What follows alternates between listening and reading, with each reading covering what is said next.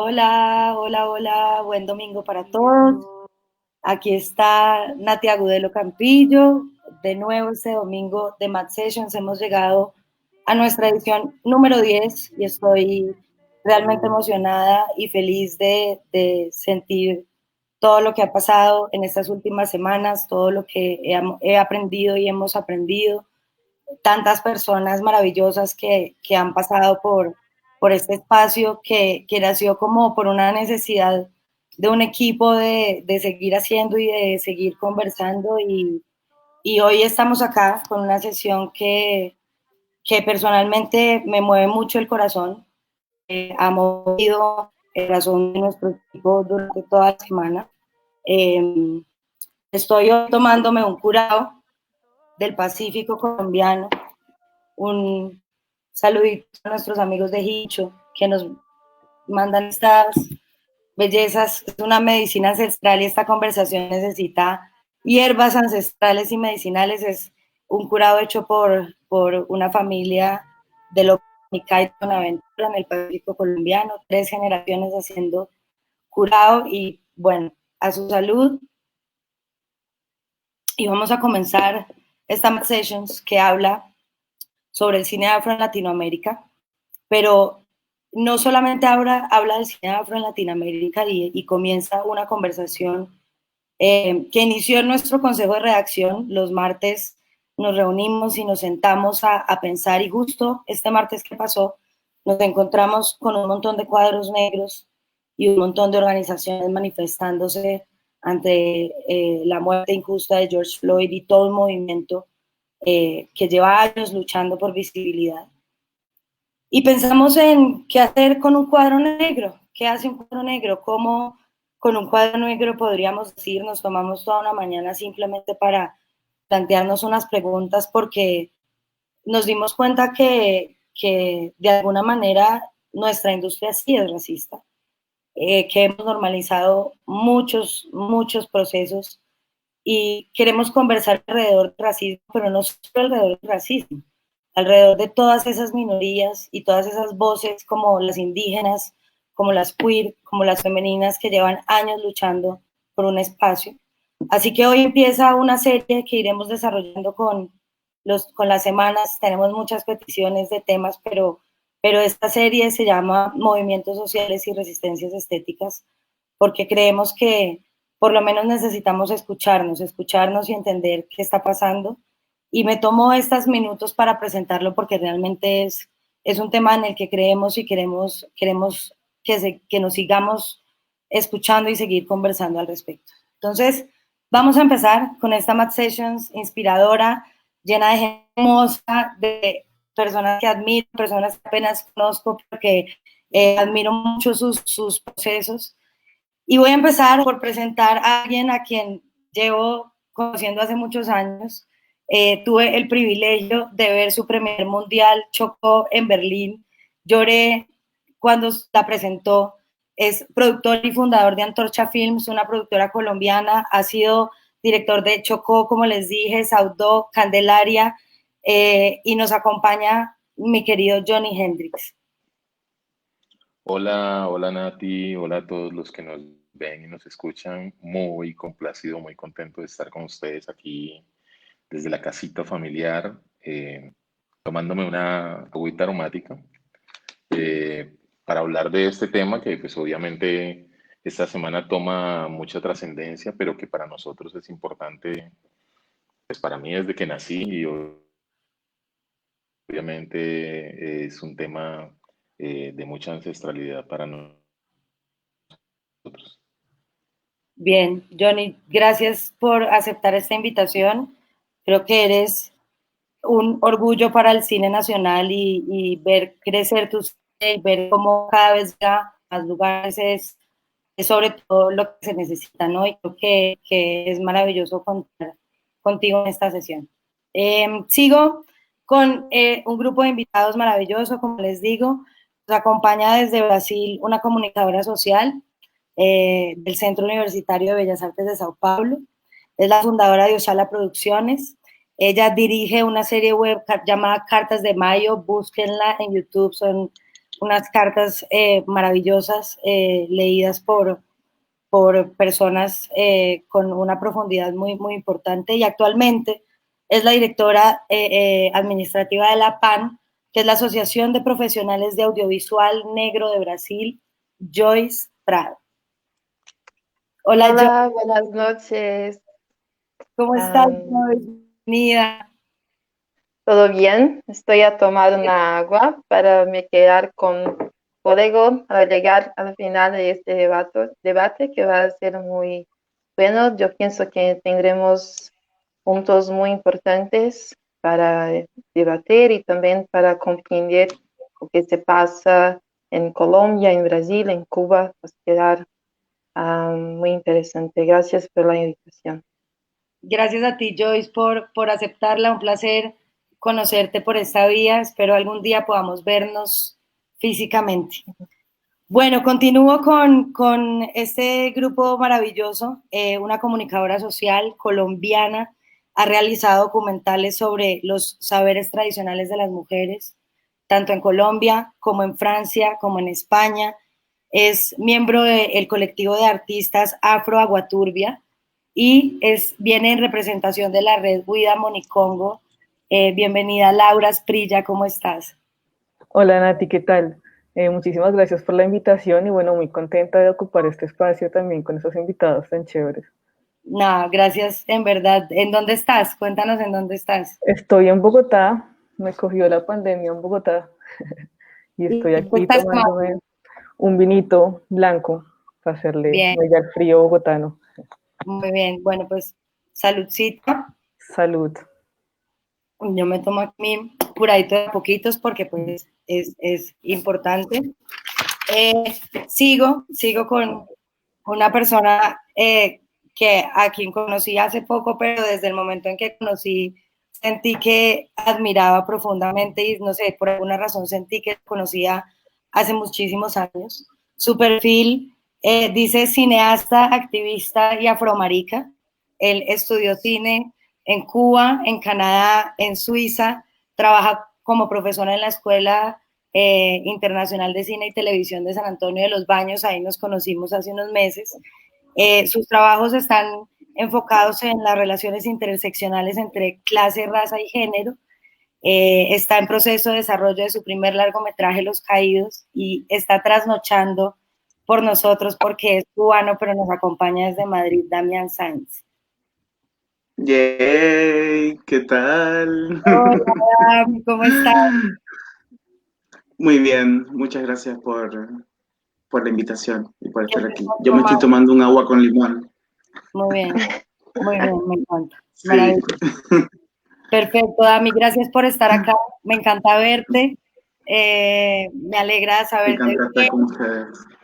Bueno, y para cerrar este grupo de personas poderosas e importantes, nos acompañas desde Palomino, una directora y fotógrafa y gestora cultural, es colombo-venezolana, ha gestado múltiples encuentros y laboratorios y curadurías temáticas para festivales como DocsMX, Festival de Cine Pobre, está a la cabeza de una fundación y una productora llamada Cine en las Aldeas, y lleva a cabo los laboratorios Filma LGBT, Filma Mujer, y actualmente viene en representación de Film Afro. Bienvenida, Tatiana Candron. Hola, ¿qué tal? ¿Cómo están? Hola, Me Tati. alegra mucho este espacio de encuentro. Es una pena que haya tenido que fallecer, que morir, pues, de esta manera un afrodescendiente para que nos den el espacio mediático, pues, que durante tantos y tantos décadas, siglos hemos reclamado y pues merecemos, pero muchísimas gracias pues por gestar este momento. Creo que es muy importante para todos. Gracias, Tati. Gracias y realmente creo que tienes mucha razón en eso que dices y quiero reflexionar al respecto porque eso es una pregunta que uno se hace, ¿no? ¿En qué momento es prudente o no? ¿Cómo no ser parte de simplemente una tendencia, pero cómo realmente hacer algo, ¿no? Como, entonces, para mí personalmente y para nuestro equipo que llevamos toda la semana hablándonos y pensándonos al respecto, es muy valioso escucharnos desde sobre todo eso que no hemos escuchado. Y agradezco profundamente que estén acá.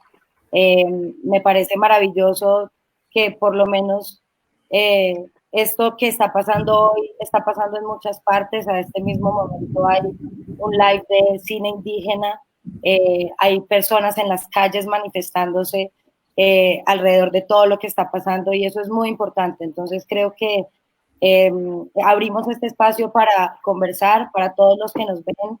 Déjennos sus comentarios, sus preguntas, sus apreciaciones, porque no es solamente, yo creo que ese es el principio de un cambio y creo que el hecho de estar confinados por lo menos nos permite escucharnos con más calma, ¿no? Y volver a nosotros y reflexionar desde esos lugares que antes no reflexionábamos.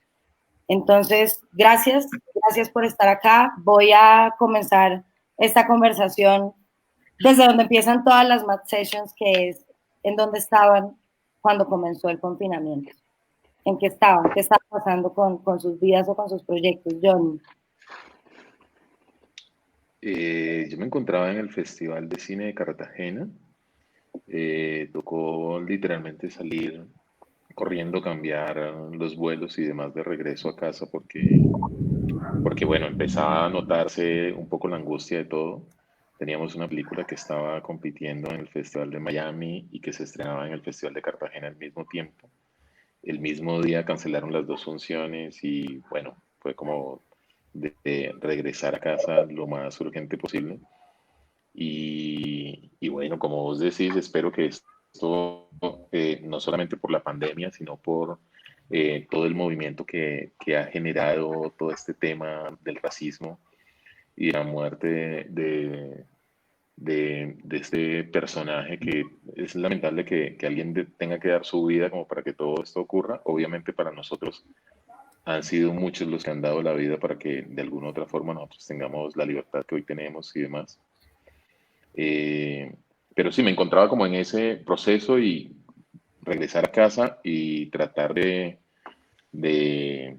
pues, como de mantener la cordura, porque en estos encierros uno no mantiene la cordura, y tratar de escribir y leer mucho. En eso es que andamos por ahora.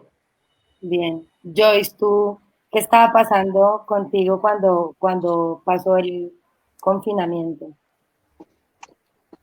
Tendría algunas fechas de filmaje, entonces la productora ha cancelado todas las fechas. Digo Oxalá Productions, que es mi productora, y también iríamos a empezar la producción de un cortometraje que se quedaría haciendo ahora como mayo y junio. Entonces, como asociación, también cuando tuvimos la noticia de la pandemia y que tendría tantos trabajos, tantas filmajes que serían canceladas, nosotros empezamos a organizar un fondo de amparo para los profesionales del audiovisual negro y ahora estamos a trabajar en este fondo para que podamos ofrecer algunos soporte para las personas que se quedan sin trabajo desde marzo. Y acá en Brasil no tendremos una fecha para retornar al set. Entonces estamos nos organizando más y más para pensar cómo hacer en los próximos meses. Joyce, y quería preguntarte cuántas personas pertenecen a la asociación.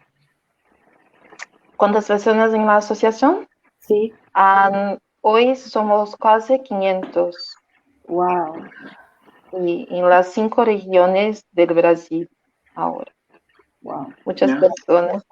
Muchas personas. Entonces, sí. Entonces nos quedamos pensando mucho sobre cómo ofrecer un soporte, sea como psicológico, sea como financiero, sea como pensando otras modalidades de trabajo en audiovisual, porque también tiene algunas personas que ya están produciendo en remoto.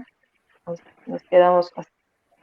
Wow, qué interesante y muy interesante también como reflexionar sobre esas asociaciones y cómo estar unidos permiten pensarse juntos y generar apoyos. Quiero preguntarle a Laura, en qué estaba cuando empezó esta pandemia. Estaba trabajando con las chicas de la productora Cimarrón en justamente un cronograma de trabajo en el Chocó que empezaba en esos días. Entonces estábamos ajustando como los viajes y la cosa, y entonces ha sido muy gracioso de hecho, porque cuando esto empezó dijimos, bueno, esto será una cosa de 2 semanas, entonces corramos el cronograma 2 semanas. Después 2 semanas y no pasó. Ok, ajustemos el cronograma otros 15 días. Y así, y pues ya lleva junio y el cronograma ya no funcionó. Entonces, pues nada, aquí igual seguimos trabajando desde la casa, pero obviamente no pensamos que todo esto nos iba a parar todo, sino que era una cosa como de 15 días y listo. Y ya, Sí, nos eso dejó fue, aquí en Bogotá. todos fuimos cayendo en cuenta o tarde o temprano, pero que esto no era tan de solo China y después Europa y de pronto entonces ya están en casa y bueno, se puso todo un poco angustioso. Dami, ¿tú en qué estabas? ¿En qué estabas cuando empezó la cuarentena? Pues, ¿yo? Sí. También. Dami, Pues, que- pues sí, pues justo estábamos terminando la postproducción de sonido de un cortometraje que se llama Los Cimarrones. Me encanta entonces que haya escuchado la palabra cimarrón por ahí, eh, que es una palabra con la que me identifico mucho. Y bueno, eso se tuvo que interrumpir o se tuvo que aplazar o hacer más lento, pero también nos dio la oportunidad de poder trabajar muchísimo en el desarrollo de esta película en la que estamos trabajando, Los Caídos, y avanzamos muchísimo, desarrollamos mucho en este tiempo, nos dio mucho tiempo para estudiar, para ver muchas cosas, entonces hemos podido eso, trabajar, sí, en casa, desde la distancia, la productora en México, la otra guionista en Cuba, yo aquí en Madrid, así es, en todos lados. Bueno, y en Madrid, digamos que todo empezó, cuando empezó estabas en Madrid, que fue hace mucho Sí. antes, te agarró todo en Madrid, te quedaste allá. Exactamente, sí. Yo estaba en Madrid y me pilló aquí, por suerte, con compañeros de piso maravillosos. Y bueno, eso sí que es un privilegio poder tener techo, salud, comida, que mucha gente no la tiene. Entonces, bueno, aquí estamos también. Muy bien. Bueno, y Tatiana, que nos acompaña desde uno de los lugares más increíbles de Colombia, ¿tú en qué estabas? ¿En qué estabas cuando empezó todo? Pues yo estaba acá como sabes que uno pues como productora ejecutiva trabaja mucho en casa y pues estaba en un periodo de preproducción y de trabajo en casa y pues nada, me agarró acá la pandemia. Tengo que pues comentarles, no sé si saben que Palomino es un territorio libre de COVID, o sea, acá no hay virus, entonces pues las dinámicas son muy distintas, ¿no?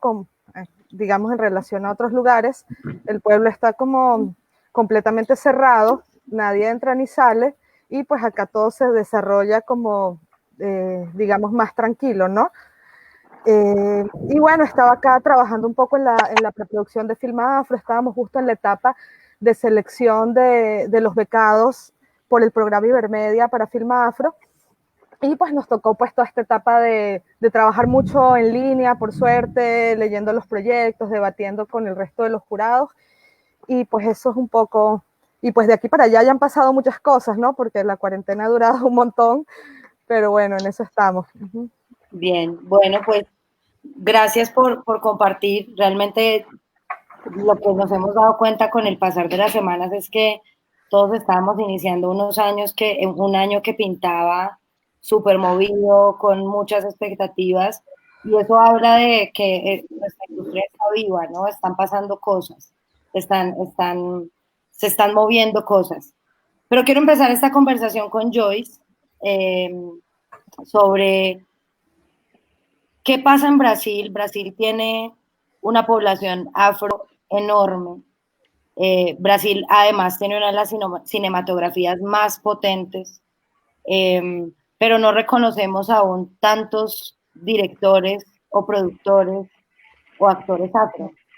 Eso, ¿qué pasa? Cuéntanos qué pasa en Brasil, sobre todo que siento que, mira, una asociación de 500 personas significa que ya por lo menos hay una organización mucho más amplia de lo que estamos, por ejemplo, en Colombia. ¿Cómo, cómo está el panorama en Brasil? Sí.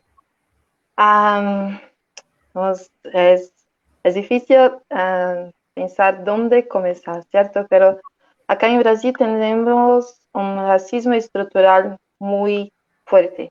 Entonces estamos hablando en cómo estar en contacto con educación, cómo estar en contacto con formación, cómo accesar fondos públicos, cómo se quedar con personas en la administración pública que se queda pensando en las leyes de acción afirmativas, ¿sí? Entonces, cuando hablamos sobre el espacio de cine, también tenemos que entender que hay un racismo estructural muy fuerte también en este espacio, en cine, televisión, en toda la área de audiovisual. E eso se queda mucho cuando pensamos en las funciones que tienes más decisión en el cine, el productor, el director, el productor ejecutivo, quien vaya a decidir un presupuesto, ¿sí? Quien vaya a decidir a quién va a ser contratado.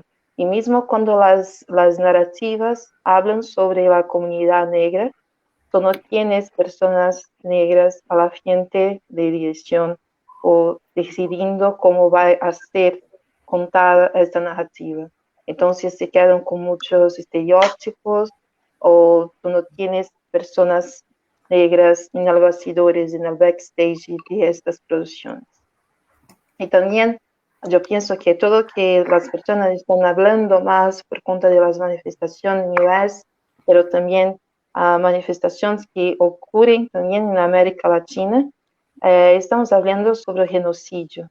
Y genocidio es la muerte física, pero también la muerte simbólica. Es también cuando las personas no tienen lo derecho no tienen acceso a derechos básicos, sea salud, sea educación, sea saneamiento básico, sean cosas que garanten que las personas se queden vivas y se queden bien.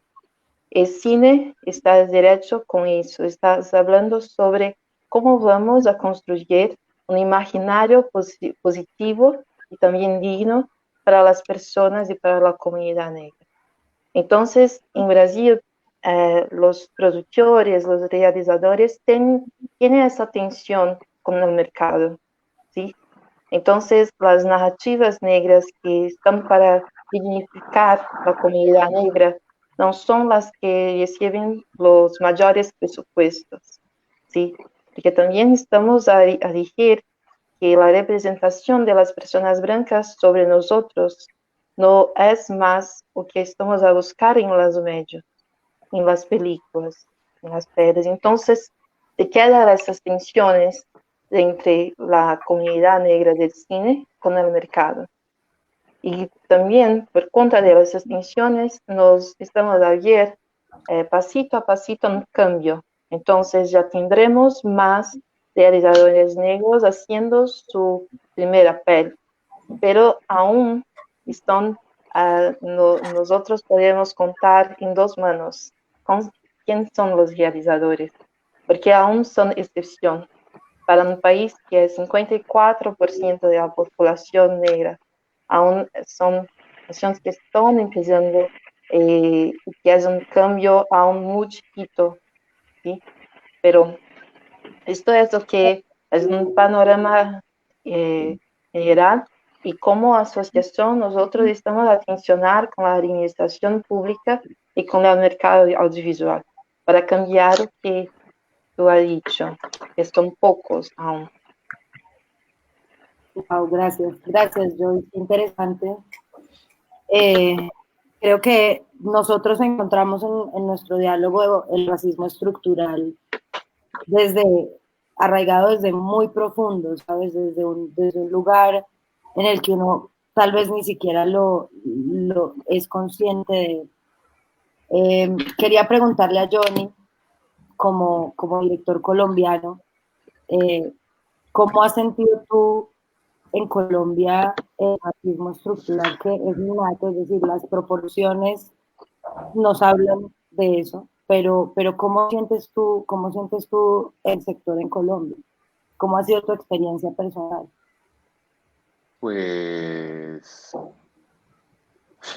no sé por dónde arrancar. Mira, la experiencia es como lamentable por varias razones. La primera es porque, pues, escuchando a Joyce, digo, claro, en volumen de número de habitantes y demás, eh, el porcentaje viene siendo más o menos similar a Colombia, porque hasta ahora soy el único director que ha estrenado una película en salas. Hay muchos haciendo camino con un talento increíble, con ideas que sobrepasan las que ya uno ha visto en pantalla y aún así no logran colocarse en un lugar, digamos, privilegiado. Yo tengo muchos amigos que tiran la frase peculiar, yo no soy racista, eh, pero que ellos mismos cuando entramos en esa charla de racismo me dicen que literalmente a todos nos toca igual de difícil. Y yo recuerdo que la frase de mi papá desde que yo nací, desde que empecé como a estudiar, es que a mí me tocaba correr más rápido, aprender más, estudiar más, leer más, si quería que de alguna manera me tuvieran en cuenta. Ni siquiera era para ganar, era para que me tuvieran en cuenta. Y hasta el día de hoy creo que estoy en un número privilegiado de directores colombianos que han hecho 3 películas.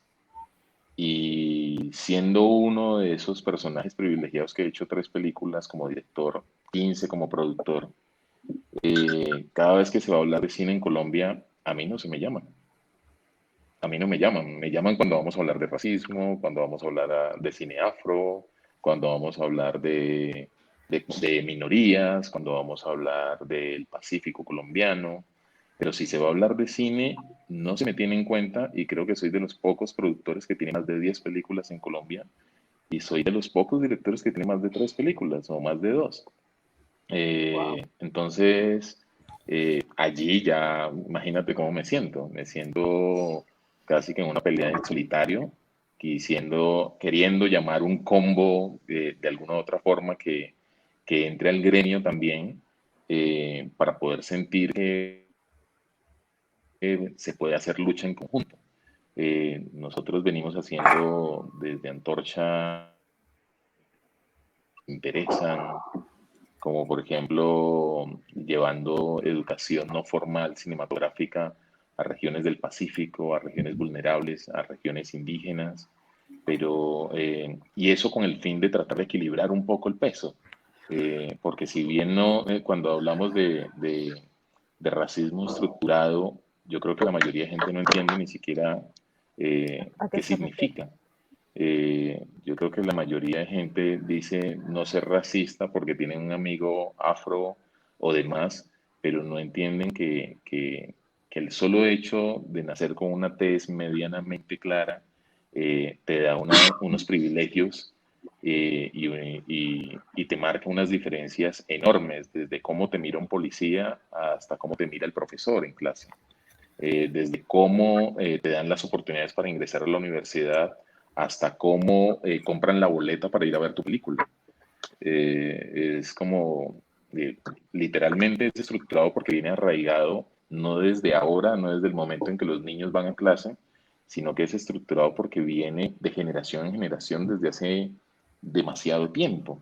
Eh, y está tan arraigado que precisamente por eso el solo hecho de que el color de tu piel sea un poco más oscura te hace el feo de la clase o te hace el niño bruto sin saber realmente qué capacidades tiene.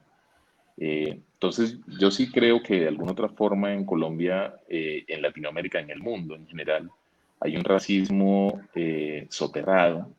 Es un racismo que no se dice, no se habla, no se expresa. En Colombia, más que todo, creo que somos muy hipócritas a la hora de manejar el racismo. Y ese racismo es soterrado por una sencilla razón y es porque Como digo, si a mí no me llaman para hablar de cine, sino que me llaman realmente para hablar del Pacífico, es como literalmente me están quitando la voz o el poder hablar con conocimiento de lo que sé y me están diciendo literalmente, tú no sabes de eso, tú sabes del cine afro, del cine del Pacífico, pero no sabes de lo otro. Y de alguna otra forma ese mismo mensaje también está calando entre la gente que quiere estudiar cine o que quiere ser actor o que quiere ser director de arte o que quiere ser fotógrafo. Es un mensaje subliminal eh, y por eso yo lo llamo que es un racismo soterrado y creo que pasa en todas las esferas y en todos los trabajos en Colombia. Wow. La verdad es que a mí me rompe el corazón todo porque, como dices tú, es inevitable y para mí, les confieso que cuando hablamos entre el equipo, yo les decía, yo no me siento con el peso moral, ni siquiera mi piel es demasiado blanca para hablar de esto y fue justamente como no, tenemos que dejar de pensar y segmentarnos y justamente pensar que no estás en capacidad de escuchar y de ser sobre todo solidario y entender la historia para cambiarlo, porque como dices tú, se normalizó y está normalizado al punto en que la gente cree que no es racista y se ha confundido, y esto es algo que he entendido también gracias a estos diálogos, es que se ha confundido el racismo con un sentir, con un sentimiento y no es un sentimiento, no es simplemente tener amigos negros o amigos y no tener problemas con eso, es darte cuenta de la magnitud del problema y de que en las pequeñas cosas también podemos hacer algo si somos conscientes, ¿no? Entonces, pues en verdad me mueve mucho tu posición y este también es un llamado a las instituciones, a nosotros mismos, de reconocer ese trabajo y que por alguna razón, y te lo juro que no sé por qué, no eres una voz principal del cine nacional, ¿sabes? Para mí lo eres y lo has sido siempre, pero me parece muy fuerte que no lo sientas de esa manera y eso, si tú lo sientes así, pues es porque así ha sido. No, Eh, te lo aseguro que más de uno dirá que no lo siento porque soy un resentido, porque es la frase que sale no, inmediatamente. imagina. Y cuando alguien se expresa inmediatamente así, ahí es cuando yo digo, creo que el punto, o lo digo yo y lo dicen un montón y creo que lo repito más porque lo he aprendido, es que el punto en estos casos no es decir yo no soy racista, yo creo que hoy en día hay que ser antirracista, antihomofóbico, anti todo lo que de alguna u otra forma vaya en contra de las minorías o en contra de simplemente ser un buen ser humano.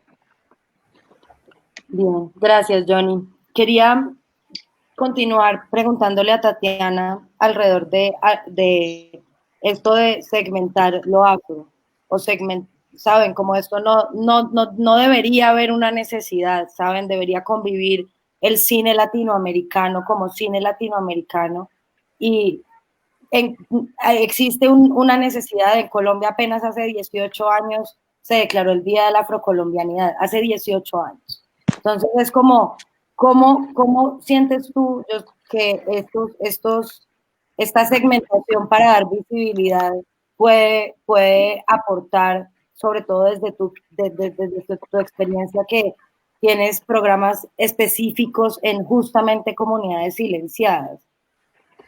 Pues sí, mira, nosotros realmente consideramos que en el momento histórico en el que estamos, inclusive es importante tener estos procesos formativos con enfoque diferencial. ¿Por qué? Porque si hablamos de filma afro, filma LGBTI, filma mujer, estamos hablando no solamente grupos de la población que históricamente han estado marginalizados, segregados, o sea, han intentado estar silenciados.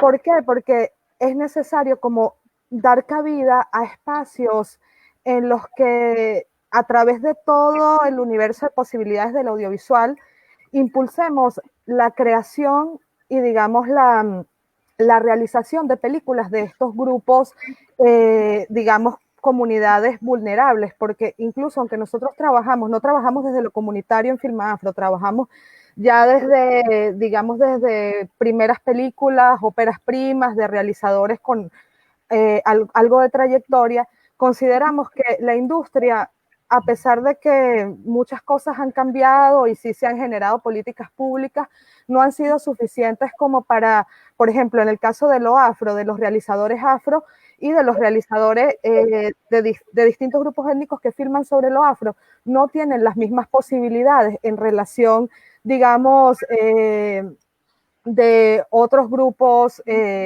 sociales, ¿no? O sea, realmente no tienen la misma cabida, la misma participación, porque sabemos que, por ejemplo, desde las comunidades afro, el realizador afro, tal cual como dice Johnny, le ha costado muchísimo más que al resto del mundo, ¿entiendes? O sea, históricamente, los afrodescendientes hemos llegado acá a América como víctimas de la esclavitud, ¿entiendes? Y ha sido históricamente mucho más difícil salir adelante. Colombia es un país de frente que es un país muy racista. La industria audiovisual, independientemente del momento que nos encontramos, una industria muy clasista, y sabemos que muchos realizadores afro no vienen directamente desde las élites, entonces es más difícil no solamente acceder a escuelas de formación de alto nivel por un tema económico, sino también por un tema formativo, incluso acceder a fondos de financiamiento, acceder a, digamos, programas, becas que permitan pues la profesionalización. Entonces, o sea, creemos que es importante, hasta que no haya una real igualdad, generar espacios tanto para los afro, para la mujer, para la comunidad LGBTI, porque, digamos, no lo podemos meter todo en el mismo saco, porque si lo metemos en el mismo saco, terminamos siempre marginalizados, o sea, es la realidad. Brutal, mil gracias.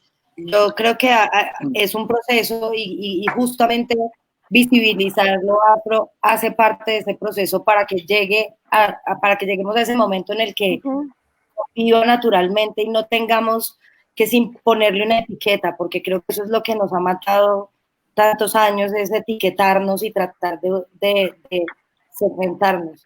Laura y la Red Huida Monicongo hacen la curaduría de la muestra afro de la Cinemateca de Bogotá, y quería también preguntarte alrededor de eso, ¿qué se encuentran ustedes al hacer esa curaduría? ¿Qué tanto contenido hay? ¿Cómo sientes tú que esa curaduría es relevante para el movimiento y para la red misma? Bueno, justamente esto ocurre porque la Cinemateca tiene una muestra que se llama Muestra Afro y hace que tengamos que buscar todo el material audiovisual. Si la Cinemateca no sacara una muestra afro y sacara solamente una muestra de cine colombiano o una muestra de cine general, seguramente no podríamos participar o nuestra participación sería muy mínima.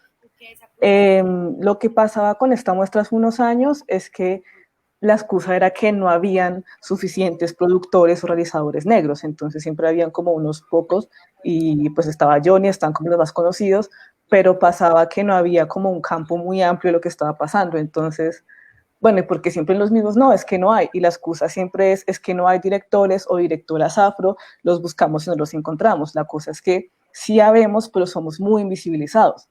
Y además la información poco llega a los territorios donde estamos ubicados también. Es muy posible que hayan convocatorias, haya información, pero que estas convocatorias y esto llegue al Chocó, a Palenque, al Cauca, es muy difícil. Entonces, la iniciativa de la Red Huida Monicongo, que justamente nace en el marco de un festival de cine afro en Medellín llamado Punta Quinte, ahí invitaron como varios actores y realizadores del medio, y ahí nació la idea, también un poco inspirados por APAN y Brasil, que lograron como tener este mapeo y este grupo de profesionales negros. Dijimos, no, pues la única forma de que podamos funcionar y de que podamos ser visibles también es uniéndonos y trabajando juntos. Ahí nace la Red Huida Monicongo. Entonces, cuando hacemos la curaduría de la muestra afro de la Cinemateca, decimos, bueno, decían que no había producción afro en el país y aquí estamos. Entonces, lo que hacemos es abrir como la invitación a todo el país, a todos los departamentos por nodos, para que desde San Andrés y Providencia, pasando por Palenque, el Cauca, Tumaco, como que toda esta información se pueda reunir en la muestra afro de la Cinemateca. Entonces es bonito también porque cuando uno piensa que no hay material y está acostumbrado a ver siempre las mismas cápsulas o los mismos programas de Señal Colombia o de Canal Capital, y de repente llega esta curaduría con tanto material de las regiones, dices, wow, o sea, qué fuerza, qué poder, de verdad que uno se queda muy emocionado también viendo la cantidad de producción audiovisual y, como decía Johnny, la cantidad de talento que uno se imagina que hay en las regiones.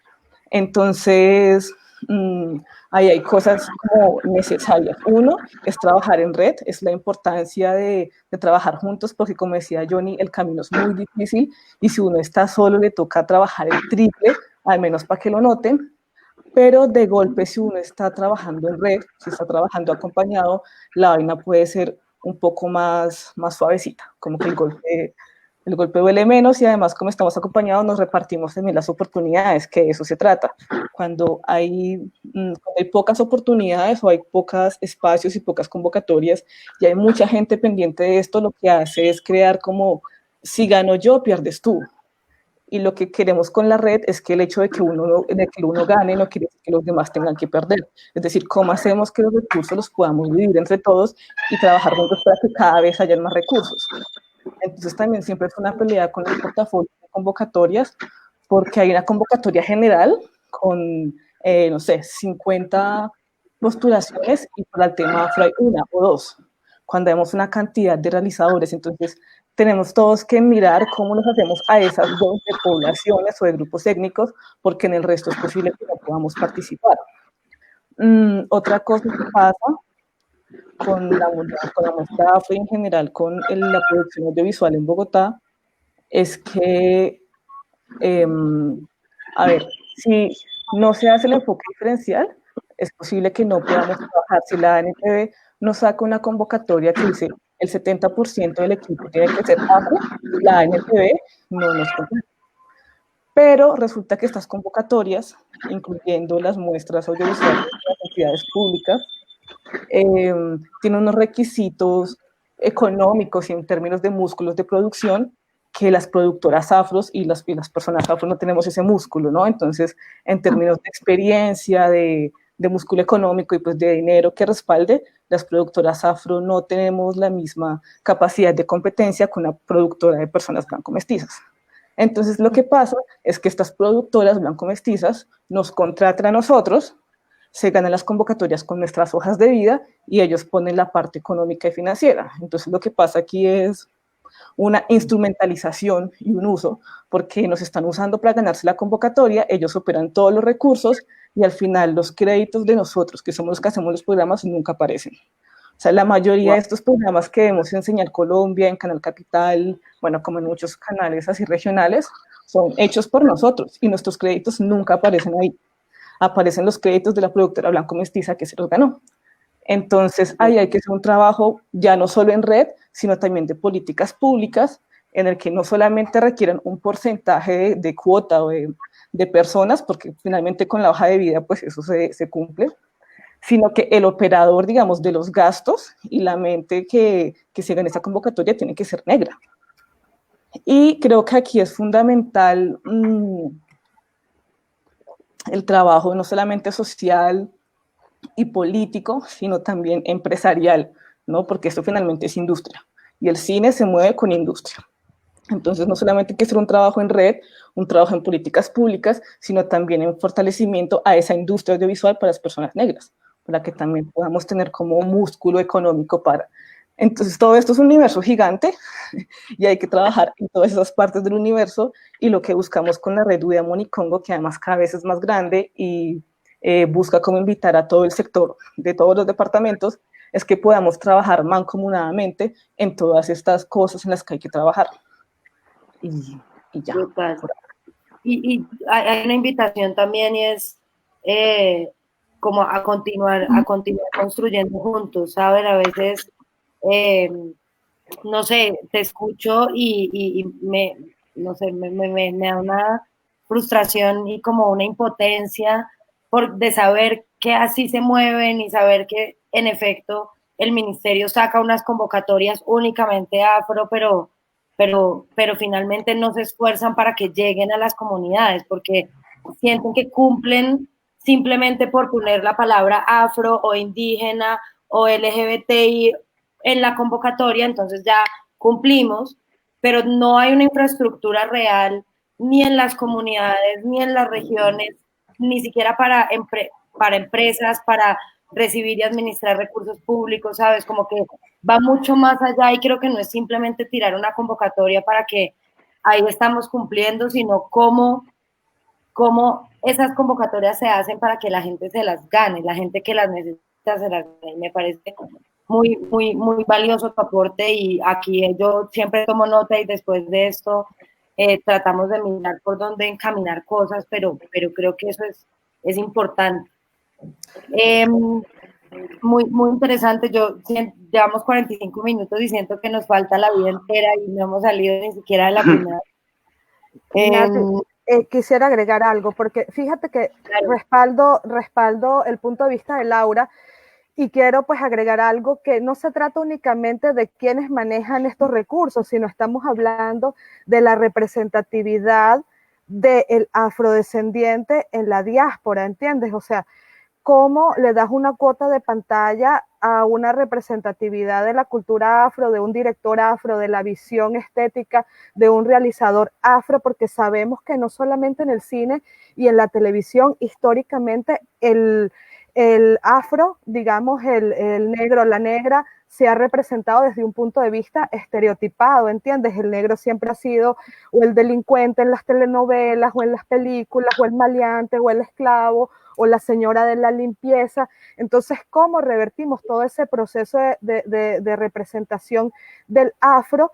Creo que es muy importante, no solamente que los recursos y, digamos, las convocatorias, los fondos de financiamiento o la industria privada también crezca, ¿no? En torno a darle, pues, cuota de representación a un director, a una directora afro, sino también cómo nosotros deconstruimos como sociedad ese discurso de lo afro que está tan estereotipado en un país tan racista como Colombia, en el que poca cabida, digamos, se le da a la representación de una persona afro de una forma digna, ¿entiendes? De una manera positiva. Entonces yo creo que eso es importante porque si el discurso de lo afro solamente está, digamos, ligado a un interés económico, a un interés de la industria comercial, sabemos que desde el cine independiente pues hay películas, hay documentales, lo mínimo, digamos, en relación a la producción enorme del cine mundial, que dignifica la figura del afrodescendiente, no solamente en África, sino en la diáspora, pero es el menos. Entonces creo que la lucha no solamente es por los recursos, sino también porque esos recursos permiten la deconstrucción de un discurso que genera conflictos, un conflicto cultural en un país tan diverso como Colombia y en Iberoamérica, pues en el mundo entero. Gracias, Tati. Maravillosa apreciación y considero que es un proceso y agradezco muchísimo este espacio porque creo que entre todos escuchándonos podemos empezar a pensar cosas. Quería preguntarle a Damián, tú trabajas para muchos frentes, justamente para visibilizar no solamente voces afro, voces queer, diriges un club de cine queer. Entonces, desde tu lugar, ¿cómo sientes, digamos, cómo sientes que podemos potenciar? Porque creo que es desde este poder de las historias y del cine que también podemos hacer algún cambio. ¿Cómo sientes tú desde ese lugar que has conocido tantas personas y tantas voces que podemos sacar la voz, que podemos sacar la mano? ¿Cómo lo ves tú? Sí, vamos a ver. Hay varias cosas. En primer lugar, estoy súper de acuerdo con todo lo que han dicho aquí y que siento muchas de sus experiencias muy cercanas a las mías propias. En ese sentido, claro, yo creo que durante mucho tiempo, yo en lo personal me he pasado mucho tiempo luchando y pensando y preparándome para ser aceptado. Y en eso se me ha ido cantidad de tiempo, cantidad de energía y ha habido mucho desgaste y ha habido mucha... creo que incluso he puesto demasiada energía en eso de ser aceptado. Y eso de ser aceptado tiene también que ver con la visibilidad, con cómo esperar que el otro me vea, que el blanco me vea en específico, que la supremacía blanca me vea a mí. Pero ¿cómo voy a hacer yo para que el otro me vea si yo mismo no me estoy viendo? Si yo mismo no me estoy reconociendo, o si me cuesta tanto trabajo reconocerme porque estoy todo el tiempo esperando y pensando y queriendo que el otro me vea. Esto que parece una cosa abstracta, pero tiene que ver con mis experiencias personales y creo que con las de muchas personas que me he encontrado a lo largo de mi trabajo con Cineclub Queer, pero también en mi trabajo como profesor de cine y como cineasta, ¿no? En la conversación con otras personas afro, con otras personas queer. En ese sentido, algo que me ha aportado muchísimo cuando hablamos de esto de la visibilidad es justamente la invisibilidad, el poder que está también en la invisibilidad, en donde no nos pueden ver. Pero porque en mi experiencia personal, yo siento que en donde no nos pueden ver hay un gran espacio para que nosotros sí nos podamos ver a nosotros mismos. No sé si me hago entender, pero esto es un poder muy grande, porque ahí hay reconocimiento, ahí hay ese espacio, por ejemplo, lo importante que es que haya espacios en donde de pronto no haya personas blancas y que seamos solo personas afro, o lo importante que sea espacios donde haya solo personas trans o solo personas no heterosexuales, para poder reconocernos, hablarnos y construir entre nosotros una especie de una manera para ver cómo nos vamos a mirar a nosotros y para que seamos agentes de la manera en que nos van a mirar a nosotros, a nosotres, ¿no?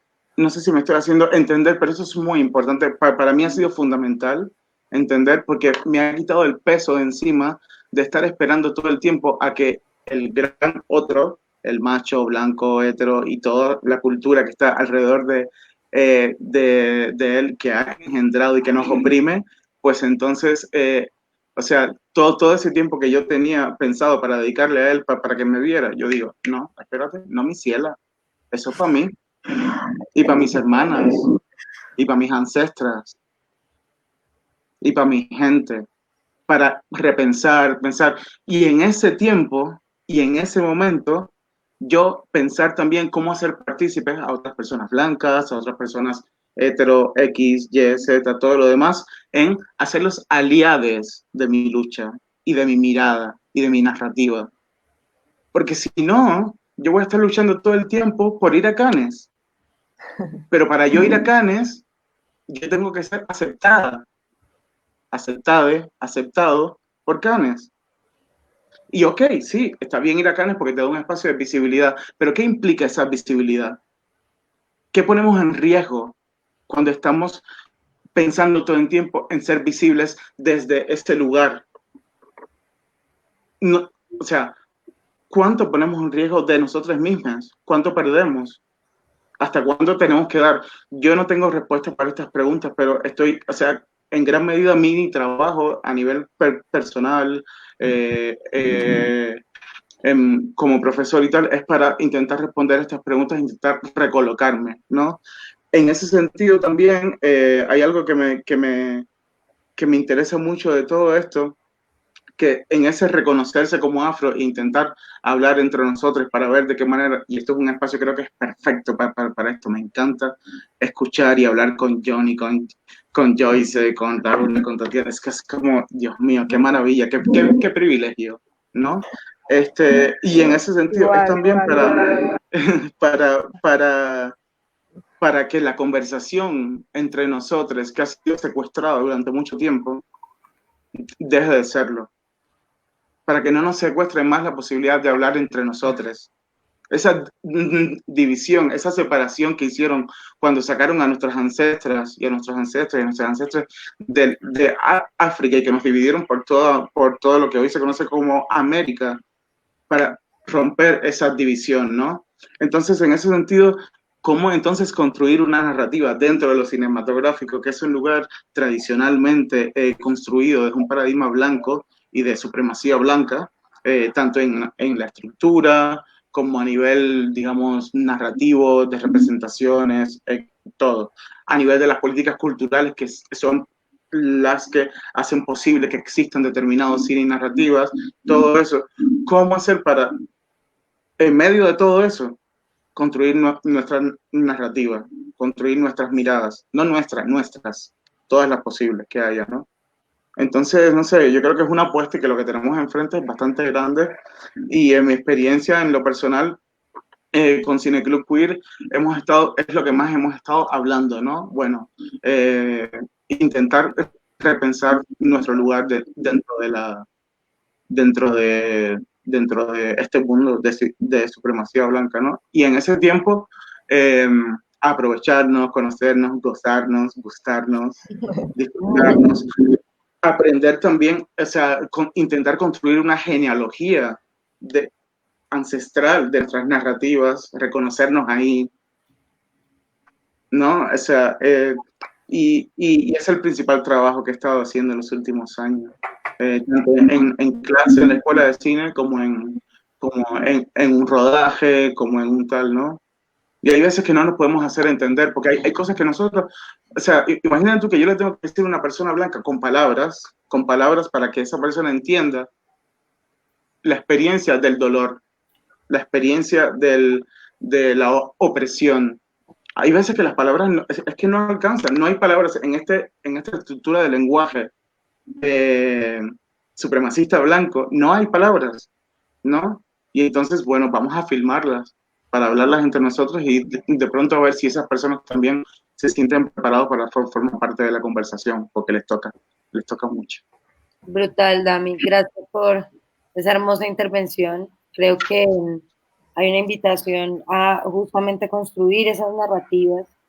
Para mí, te digo, a mí me cuesta esta conversación mucho porque he aprendido como nunca estas semanas y como decía Tati, es una tristeza y me pesa mucho que tenga que ser a raíz de una tendencia que los ojos se abran, pero que si esto ya está pasando, hagamos todo lo que esté en nuestras manos al respecto.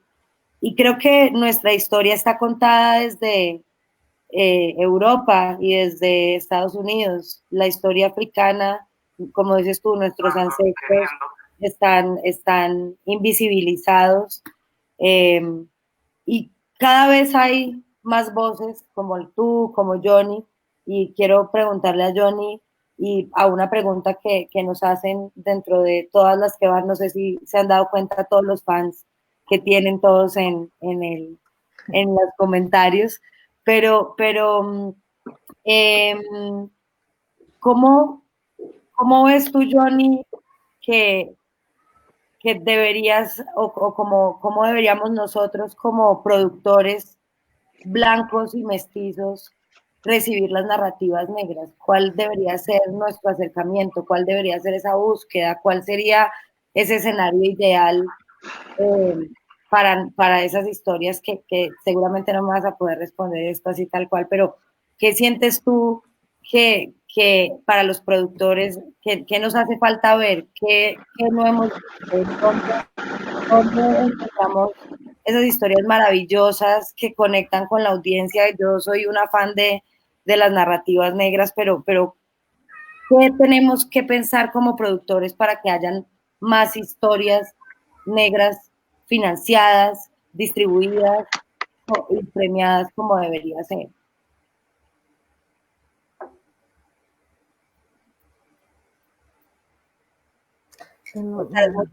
Sí. Creo que si me ayudan a abrir. Estás muteado, sí. No, digo, la pregunta es para mí, es que se perdió un momentico la conexión y entonces me fui y volví, y entonces no entendí. Bueno, si alguno alcanzó a escuchar, era una pregunta para ti, pero sobre todo para todos, y es una reflexión de qué tenemos que ver como productores, qué ¿qué no estamos viendo como productores, sobre todo, para que hayan más narrativas y más películas y más historias afrodescendientes en las pantallas, producidas, distribuidas? Pues mira, yo creo que el problema está como tan arraigado porque yo podría dar una solución fácil y es que tienen que haber una cantidad mayor de películas afro con tendencias, con protagonistas, con ideas, escuchar más a la población. Yo te podría decir mucho de eso, pero creo que el problema del cine latinoamericano o el cine castrado a hacia el del yo creo que nosotros somos día de antes adicional del cine ya está mal visto, ahora imagínate el cine afrocolombiano. Entonces creo que la problemática que se traduce, que es la respuesta que siempre tenemos hacia todo problema político, social y demás, yo creo que es la educación. Tendríamos que arrancar de cero y creo que es una coyuntura que se va a demorar demasiado en encontrar soluciones en el tiempo, pero si no arrancamos ya, pues como que va a ser imposible gestionarla. Y yo creo que todo se traduce en eso. Si nosotros empezamos a educar a los niños desde, y tenemos en esa educación cátedra literalmente afro, de nuestra historia, de lo que somos, de lo que hemos tenido que luchar, si tenemos de alguna u otra forma en nuestro lenguaje, empezamos a manejarlo de una manera diferente. Creo que allí ya, cuando lleguemos de alguna u otra forma a una edad, vamos a tener la posibilidad de ver no solamente lo afro, sino lo diferente de una manera distinta, de una manera posiblemente más incluyente. Ya no va a ser una cuestión como de que esto es independiente, entonces me genera guácalas, o esto es afro, no tiene nada que ver conmigo.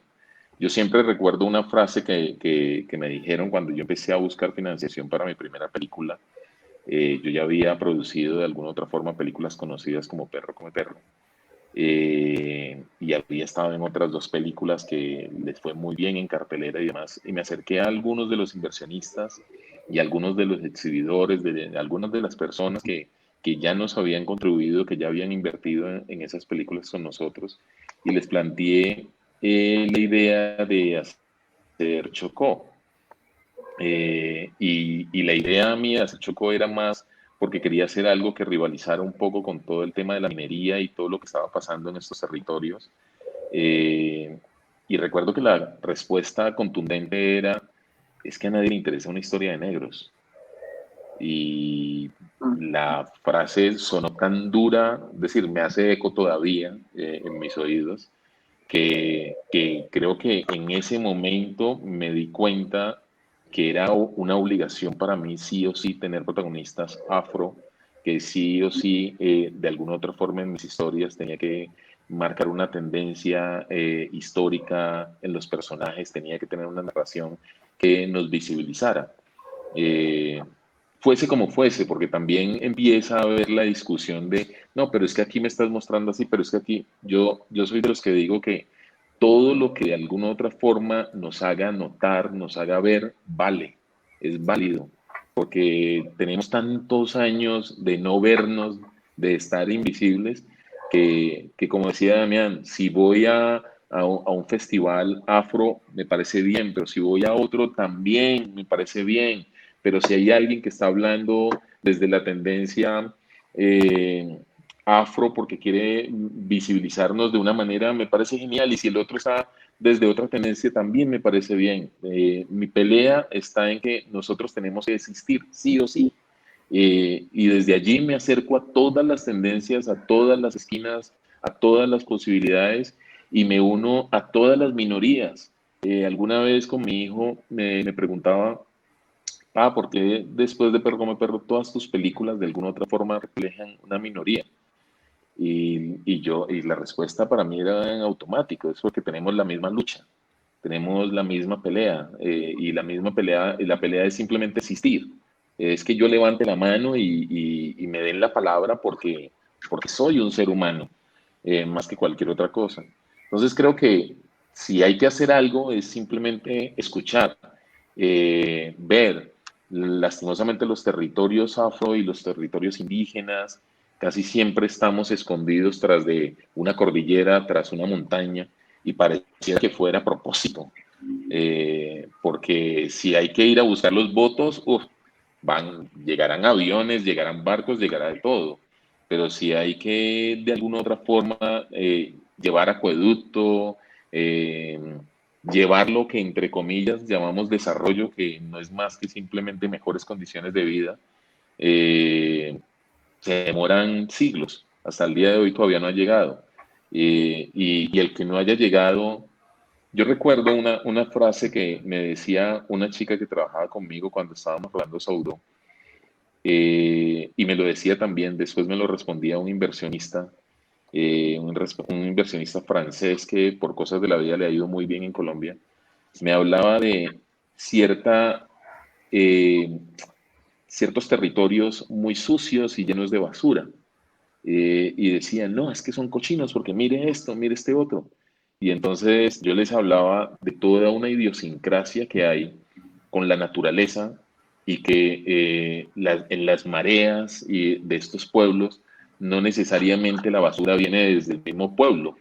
Normalmente la basura viene desde otros lugares y viene a través de los ríos y llega a nuestras mareas y a nuestro Pacífico, y la mayoría de gente se queda con una idea en la cabeza, no sé por qué, y es que la basura es de allí, de ese pueblo, de ese lugar, y como que no logran entender una cosa, y es que la basura, el plástico de alguna otra forma es una problemática mundial, es una problemática ecológica.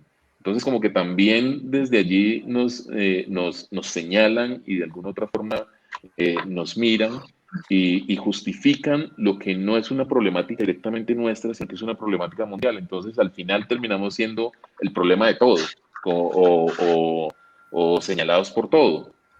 Si tengo que contestar tu pregunta, yo creería que la única solución es escuchar, pero al mismo tiempo educar. Y con el racismo creo que, como decía antes, más que no ser racista, es que hay que ser antirracista. Señalar a todo aquel que de alguna otra forma tenga eso como vocación, señalar a todo aquel que de alguna otra forma lo tenga como bandera. Y desde allí creo que se puede hacer un contra a todo lo que viene pasando por siglos y que si no lo detenemos ahora va a seguir pasando.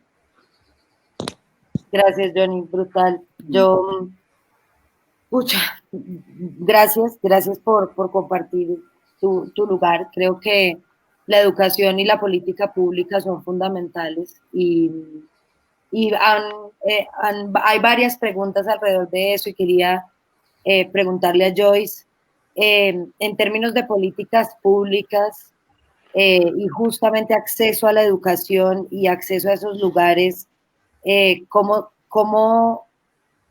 se está moviendo Brasil y la asociación, o si hay más movimientos buscando eso, hay instituciones que apoyan? Cuéntanos un poco, Joyce. Sí. Hay muchas fundaciones e instituciones que trabajan para tener para más personas afro de quedar en las universidades con procesos de formación. Entonces, en Brasil, desde 2003, tendremos leyes de acción afirmativas para acceder a las universidades. Eso cambió también mucho el panorama de cine en Brasil, porque tendremos más personas afro formadas, graduadas, posgraduadas, ¿sí? Y cuando pensando en la cuestión de las políticas públicas, Laura estaba hablando también sobre cómo en las convocatorias para el público afro tiene algunas productoras que llaman a las personas afro, pero cuando el proyecto empieza, las personas no tienen tanta tomada de decisión, ¿sí? Entonces, ahora que la asociación también está moviendo es con relación a productoras que estén dedicadas a los temas afros, los temas indígenas y LGBTI. Y de esta manera tú vas a tener más fuerza para las productoras afro. Entonces, estamos ahora intentando que los proyectos que sean sobre narrativas negras se queden y tengan posibilidad de ser desarrollados dentro de productoras que sean con mayor sociedad de personas negras. Porque es eso que se pasa acá también, ¿sí? Entonces, como Tatiana dijo, tendremos la cuestión de la representatividad, pero también estamos buscando una emancipación económica, ¿sí? Entonces necesitamos tener las dos cosas, la representatividad y la emancipación económica de las productoras de personas negras. Porque acá en Brasil tiene un sistema de puntuaciones que vas a valorar las productoras y que hace con que las productoras menores de las personas afro o de las mujeres se queden con menos puntuación porque no tiene aún una primer obra prima, ¿sí? Y esto lo que se pasa es que no tenemos el mismo acceso a los presupuestos, al mismo valor de presupuesto. Entonces, yo pienso que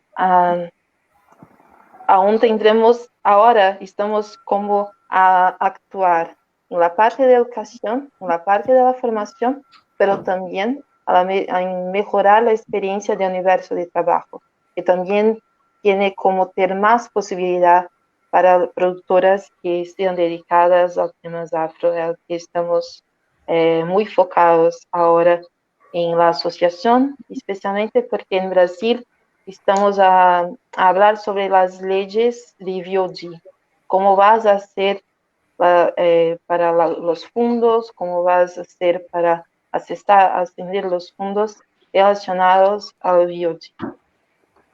Brutal, Joyce. Y eso que dices de los fondos me parece muy importante porque también desde ahí vemos un problema. Agradezco a Lina Leap que me está escribiendo por WhatsApp y está escribiendo en el grupo. Alina es la representante de los productores en el CENAC, que es el Consejo Nacional de Cine. Me está escribiendo que envíen hojas de vida todas las personas afro de América Latina para ser jurados del FDC. Es muy importante porque al final no es el FDC, para quienes no saben, es el Fondo para el Desarrollo Cinematográfico de Colombia, que asigna los recursos a los proyectos que se presentan en papel. Cada vez va creciendo más, ha ganado mucha fuerza. Soy consciente que Proimágenes ha hecho un esfuerzo profundo de llegar a las regiones. Yo misma di un taller de Tengo una película en San Andrés con un grupo afro y un montón de historias maravillosas. Entonces también creo que es muy, muy valioso que desde instituciones o desde este tipo de fondos tengan en cuenta las curadurías también, porque es que desde los mismos curadores, desde quienes seleccionan, desde quienes deciden a quién se le otorgan los recursos, quienes dan las oportunidades, también es importante tener esa voz, y te agradezco muchísimo, Alina, que abras por lo menos esa posibilidad de presentar jurados para el Fondo para el Desarrollo Cinematográfico, porque también desde ahí creo que hay que empezar, y creo que, bueno, maravilloso que esto pase, que esto permita por lo menos escucharnos y darnos cuenta de cosas que tal vez sistemáticamente son así y no somos conscientes de eso. Tenemos muchas preguntas, muchos comentarios.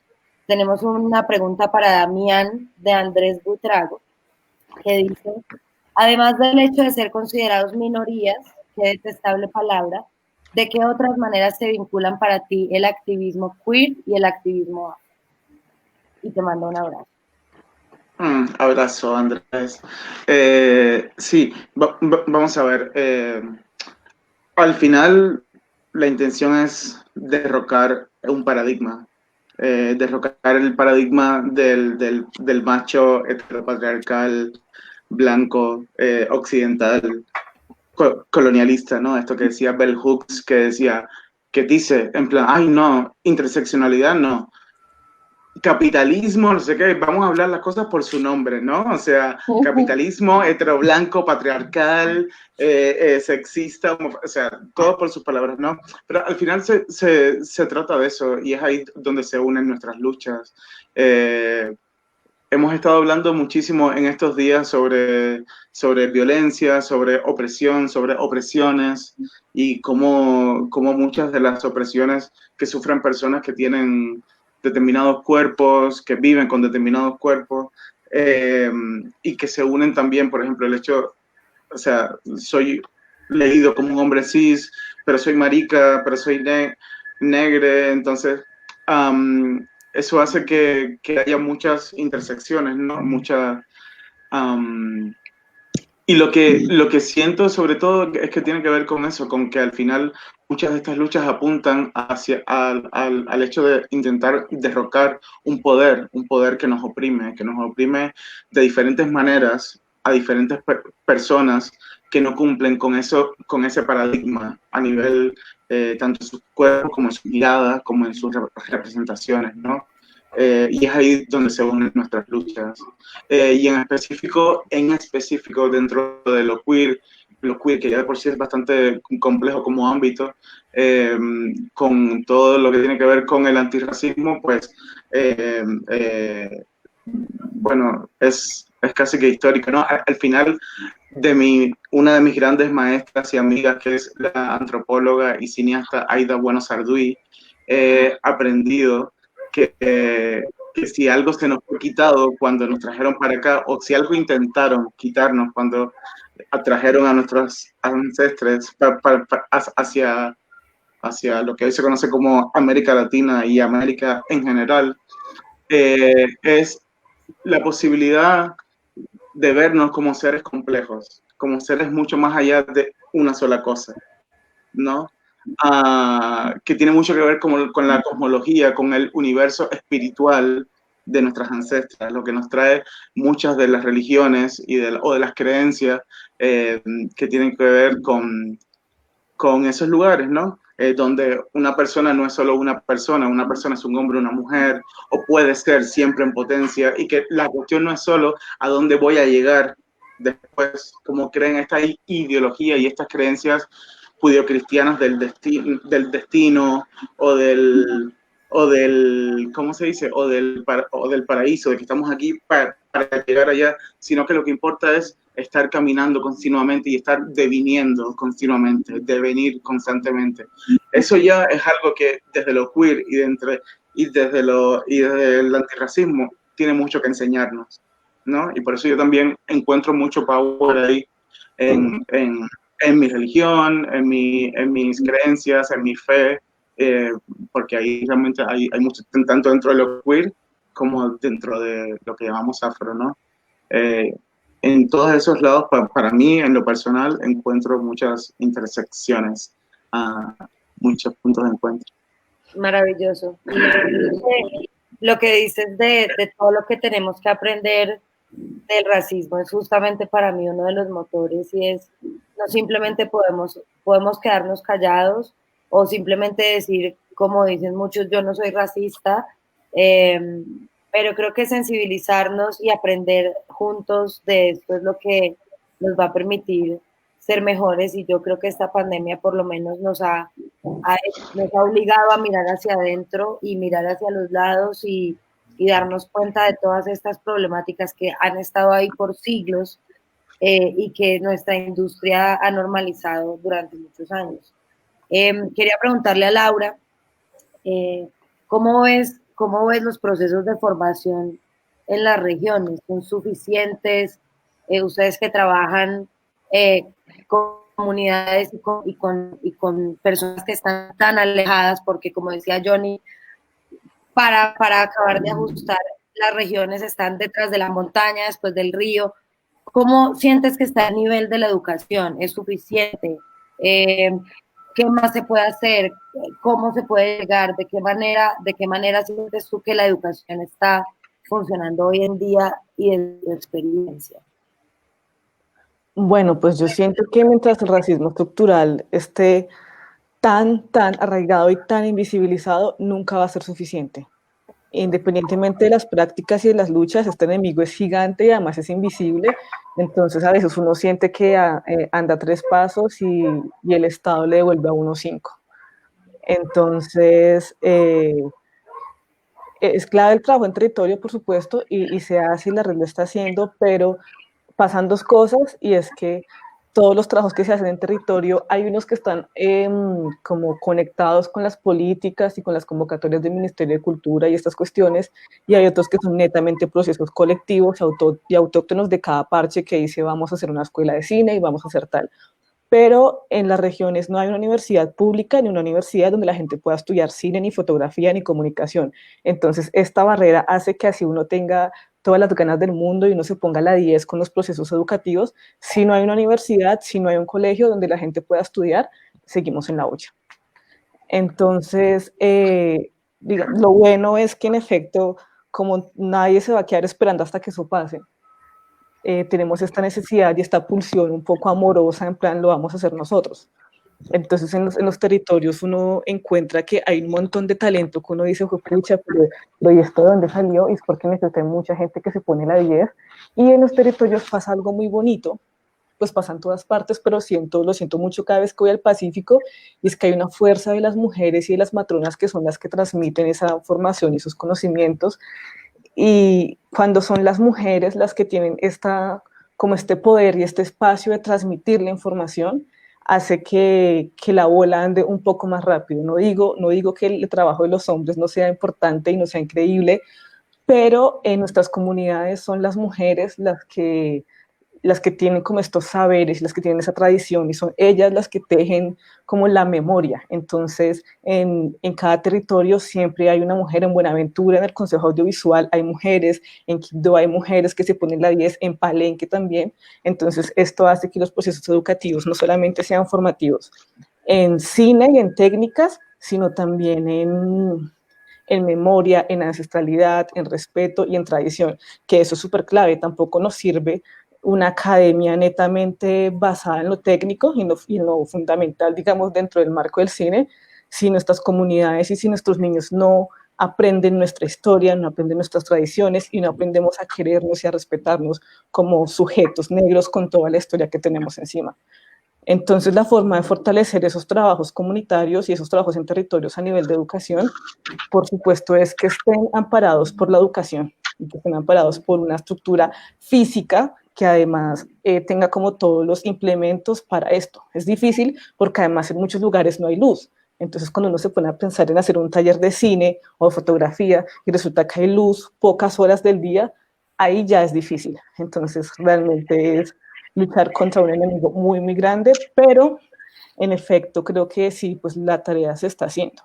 Y hay otra cosa que quería decir, con el marco de esta coyuntura y todo esto que nos une hoy, que pues lamentablemente fue la muerte de George Floyd y todo lo que está pasando en el mundo, pero esta semana, pues como con toda la mente así, el dolor y la pandemia y el encierro y tal, yo pensaba, bueno, pero ¿y el cine y el arte como para qué, no? O sea, es decir, es todo tan grande y tan doloroso y las muertes están todo el tiempo y asesinatos hoy, masacres mañana y una cantidad de bombardeo de noticias negativas sobre nuestras vidas, que uno dice, bueno, ¿y yo qué puedo hacer, no?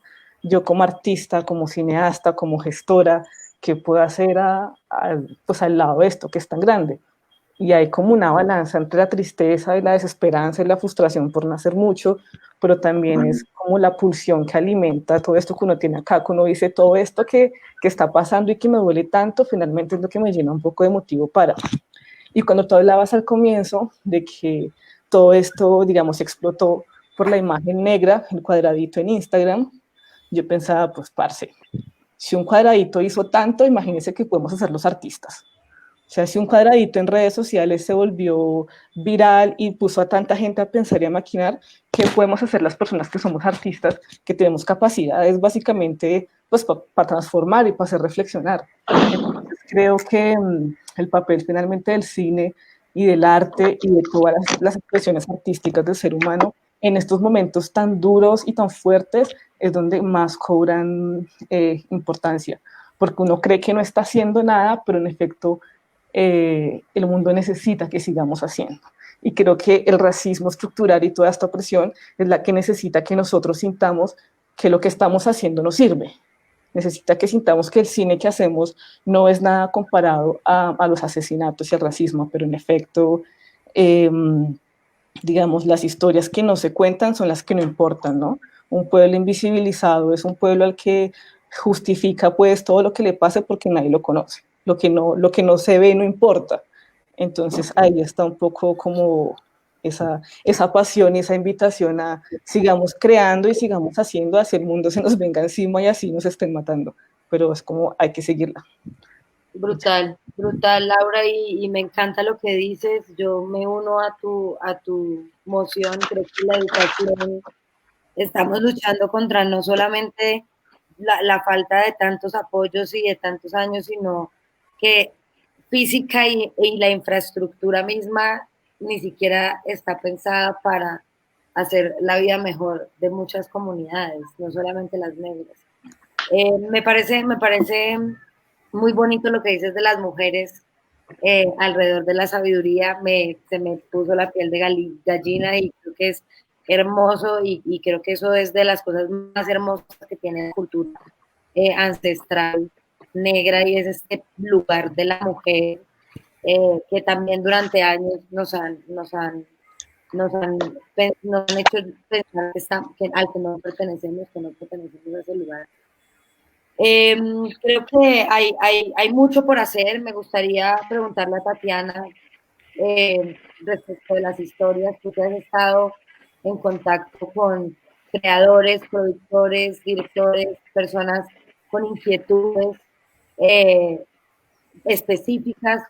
¿Qué está pasando ahí? ¿Qué se está contando? ¿Cómo nos estamos mirando y qué viene? ¿Cómo lo sientes tú? Bueno, fíjate, aquí les muestro el atardecer, se ve en el fondo, un poco rosa. Sí, pues nada, les cuento que desde las historias me parece como que muy importante, a pesar como de todas estas contradicciones y dificultades desde el punto de vista de financiamientos, continuar trabajando y continuar apoyando las historias desde lo afro, porque son historias que no solamente buscan deconstruir la imagen, digamos, la imagen negativa que ha tenido la representatividad afro en el cine comercial y en la televisión, sino también son historias, por lo menos las historias que hemos tenido, que han llegado por convocatoria en la primera edición, las que llegaron por convocatoria en esta última edición y han participado pues en el laboratorio.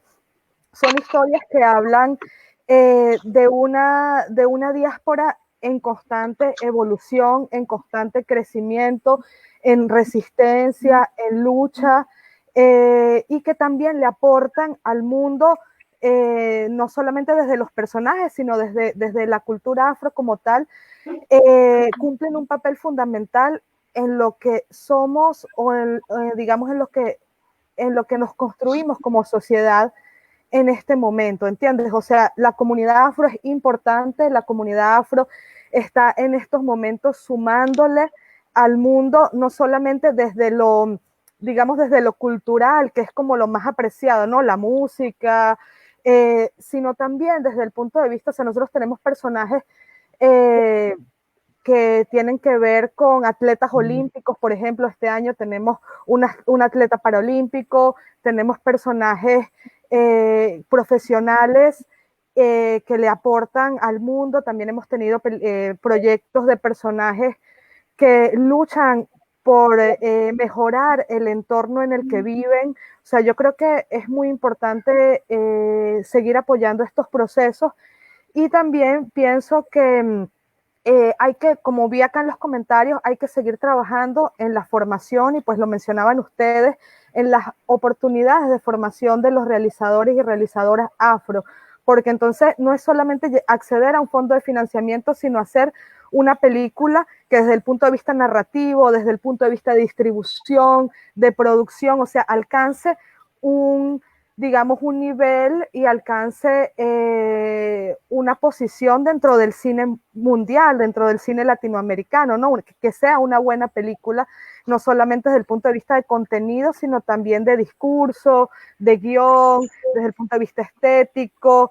de imagen, de sonido. Entonces yo creo que es muy difícil, ¿entiendes? Porque estamos hablando, sí, tenemos que seguir luchando, pero yo creo que, o sea, ya es el momento de que estos procesos se sigan desarrollando en contra de la industria, en contra de las políticas, y se sigan haciendo películas con las uñas, se sigan haciendo laboratorios, procesos formativos sin suficientes recursos. O sea, yo creo que hay que hacer como un llamado de atención a las instituciones, a los gremios, para que apoyen toda esta movida de cine afro que hay en nuestro continente. ¿Por qué? Porque, por ejemplo, ¿qué pasa? El año pasado nosotros con Filma Afro tuvimos un apoyo bien chévere del programa Ibermedia, pero también de la Autoridad Nacional de Televisión, que favoreció 5 proyectos de realizadores afrodescendientes, palenqueros y raizal. La NTV se disolvió y eso quedó en el aire. El proyecto de televisión étnica, ahora tú sabes que todo es cuestión de políticas. Este año las políticas no van hacia la profesionalización, digamos, ya de la industria, sino a procesos en comunidades. Está bien que se mire hacia las comunidades, pero entonces en cierta parte es contradictorio porque, o sea, lo afro, lo indígena, lo étnico, no lo pueden relegar solamente a pequeños aportes para que se haga cine comunitario, del cual pues no esperan mucho, ¿entiendes? O sea, ya están apostando sin esperar mucho, ya le están destinando un recursito para que hagan su película, su cortometraje muy con bajos recursos, cumplir una cuota, no sé, de pantalla o una cuota políticamente correcta. ¿Y qué está pasando entonces con los procesos de formación de realizadores y realizadoras afro que están posicionándose dentro de la industria del cine colombiano? ¿Qué ocurrió, por lo menos lamentablemente, con toda esta pandemia del COVID? Filma Afro formaba parte del listado de talleres de estímulos automáticos, es decir, si un realizador afro quería participar en Filma Afro, podía matricularse y participar en estímulos automáticos para costear su participación, digamos. Por el COVID, el primer fondo que se cae, digamos, de estímulos automáticos es talleres, la formación. Entonces, ahora nos enfrentamos en un reto. Sí, hay que seguir luchando, pero entonces, ¿quién asume la cuota de participación de los realizadores afrocolombianos, por ejemplo, para un proceso de formación como el que tenemos nosotros desde Filma Afro? Ibermedia cubre el de los realizadores iberoamericanos, genial, se ha mantenido un fondo, la Cooperación Española y otros socios están ahí, digamos, apoyando.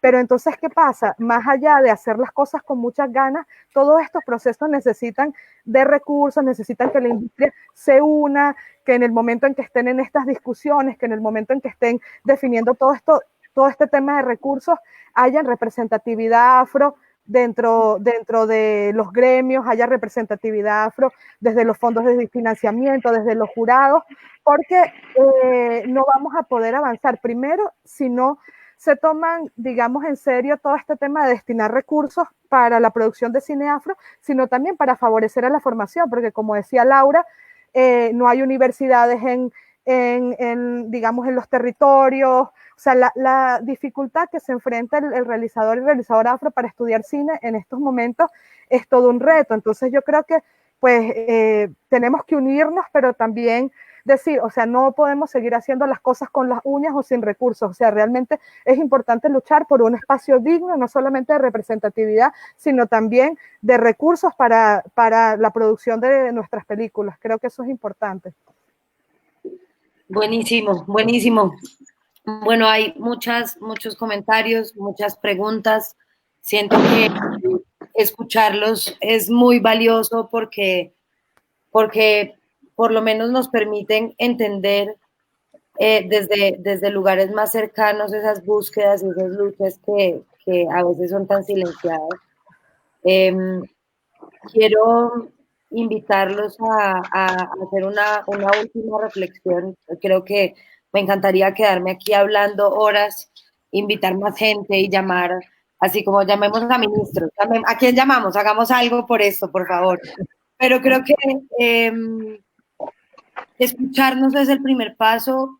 Pongo mi corazón, Madlov y todo nuestro equipo a disposición de todas las voces y todas las personas que estén dispuestas o tengan alguna idea o algún proyecto o algún movimiento que podamos de alguna manera potenciar y que podamos nosotros mismos también desde lo que estamos haciendo estamos siendo más conscientes porque creo que las cuotas se vuelven un tema que políticamente termina siendo muy complejo porque entonces cuota de mujeres, cuota de negros, cuota de indígenas, cuota de gays, y no debería ser un tema de cuotas, debería ser un tema de oportunidades, debería haber oportunidades para todos. Y creo que deberíamos concentrarnos en que esas oportunidades existan. Y aquí estamos. Gracias. Espero que cada uno nos regale una reflexión final. No sé si hay, no sé, hay tantas cosas que decir. Uno se queda como corto porque quisiera arreglar el mundo a través de un live en Facebook, pero aquí estamos. Y les agradezco profundamente y quiero darle la palabra a Johnny para empezar esta ronda de reflexiones finales.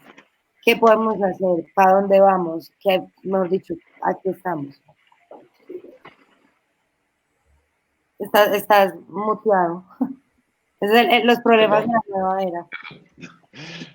Hay una cosa que también decía que me parecía muy importante y era el cómo uno dejaba de ir a ciertos lugares para hacer grande como el nicho nuestro.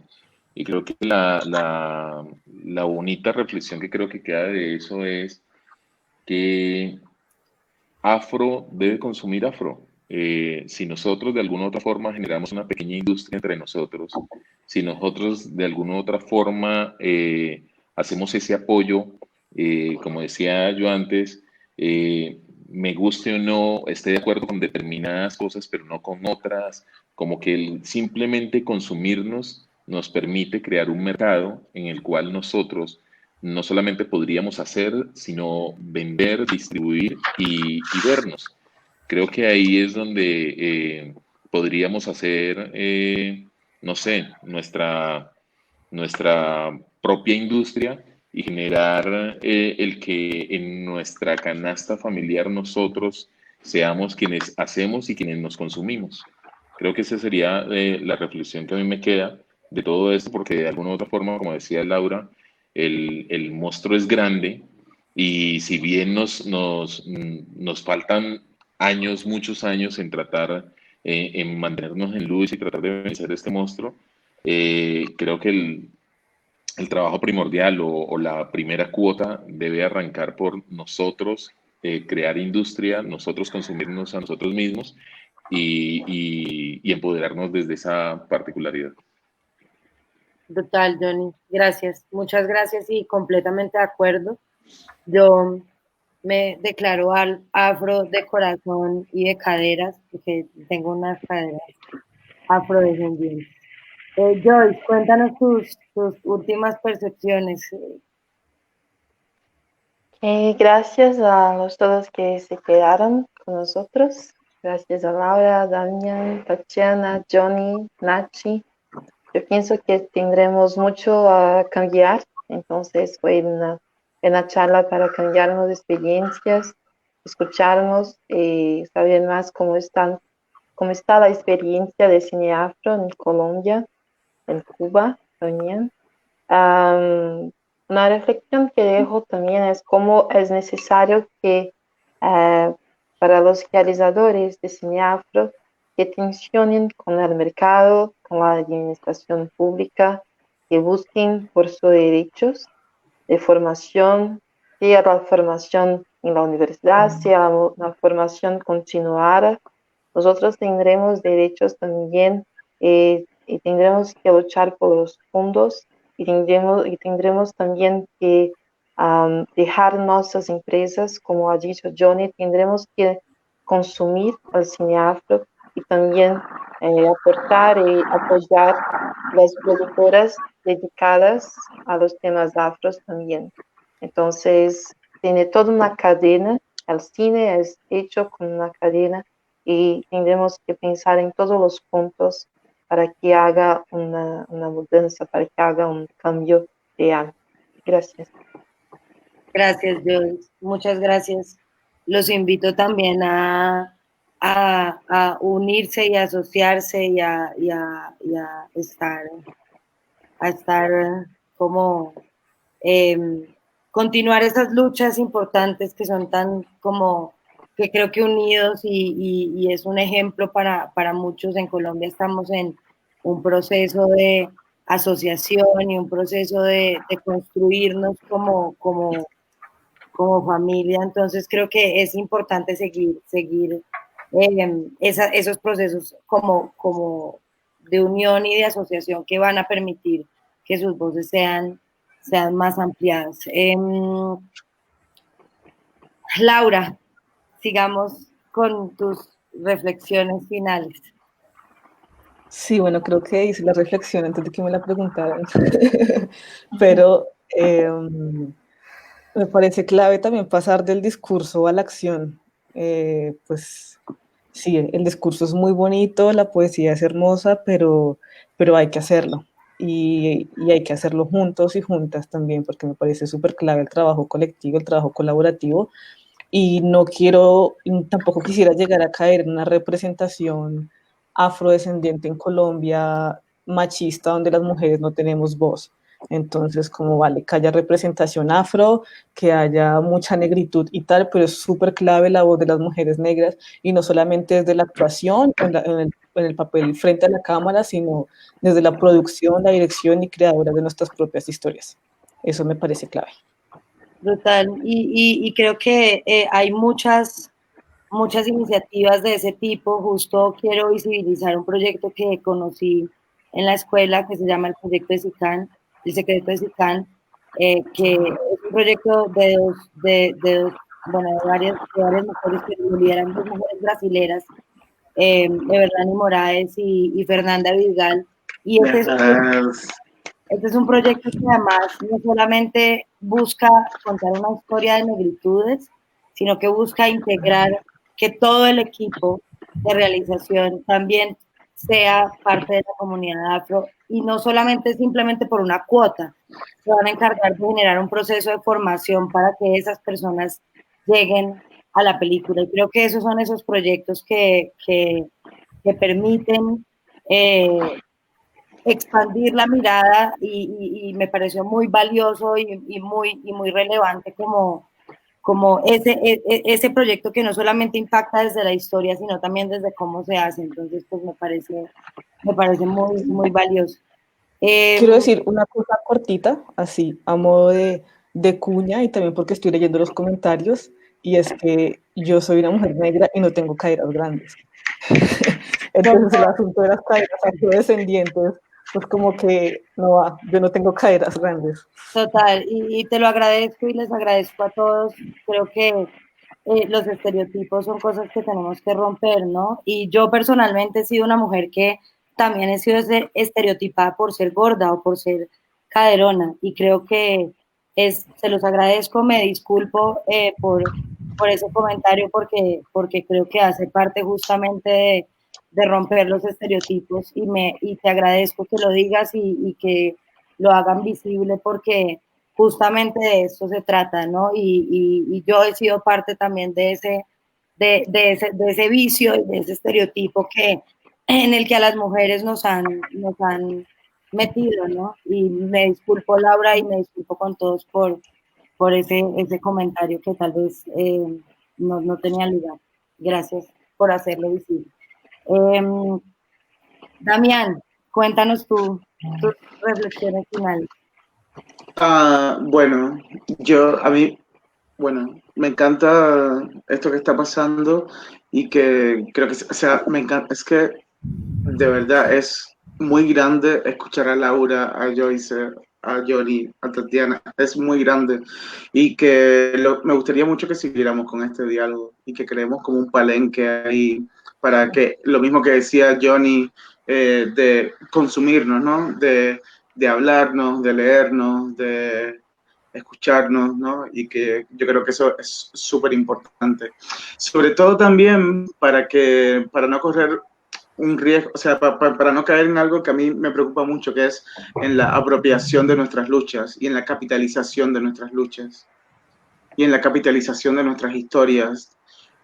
O que si se van a capitalizar, que no seamos nosotros las personas que seamos beneficiadas, tanto a nivel económico como con el saldo de esas historias, con los efectos de esas historias, ¿no? Entonces, yo creo que en ese sentido, mucho más diálogo entre nosotros puede hacer que nuestras historias no sean apropiadas, que nuestras historias no sean capitalizadas para el beneficio, una vez más, de los colonizadores blancos, machos, heteros, tal, ¿no? Entonces, tenemos que trabajar mucho. Así que a mí la palabra palenque, o sea, sí, la palabra cimarrón y sobre todo cimarrona me encanta, la palabra palenque me encanta más todavía. Lo que sucedía ahí y lo que sucede en este palenque ahora es demasiado grande, entonces creo que es lo que más hay que enriquecer ahora mismo. Y eso implica la formación también, apoyar la formación desde cineastas negros, de productores negros, de personas que puedan generar contenidos para que otras personas negras también lo consuman, lo vivan y se identifiquen con nuestras historias. Para mí eso es fundamental. Gracias, gracias. Muchas gracias. A ti, muchas gracias por tanta honestidad y tanta verdad y por querer mantener el diálogo y espero que siga y ahí estamos y por favor permítanos aportar desde donde estamos.